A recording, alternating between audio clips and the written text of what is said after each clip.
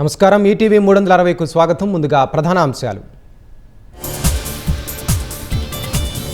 దేశవ్యాప్తంగా మరోసారి ఇంధన ధరలపై భారీ వడ్డన.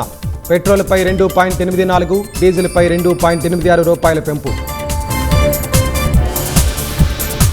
అమెరికా ఇరాన్ మధ్య దాదాపు ఖరారైన శాంతి ఒప్పందం.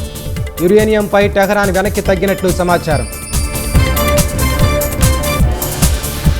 బెజవాడలో ఎంఎస్ఎంఈ గ్రోత్ సమిట్ను ప్రారంభించనున్న సీఎం. 38 పారిశ్రామిక పార్కులకు శ్రీకారం చుట్టనున్న చంద్రబాబు.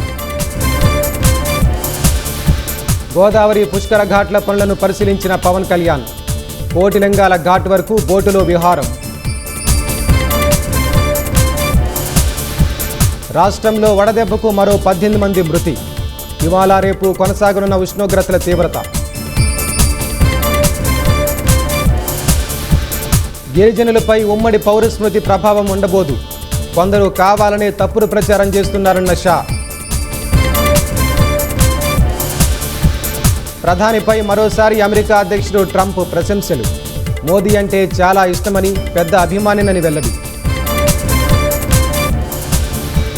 ఎర్రకోట ఆత్మాహుతి దాడిలో ఏఐ ఆధారిత ప్లాట్ఫామ్ నిందితులు వినియోగించినట్లు గుర్తించిన ఎన్ఐఏ.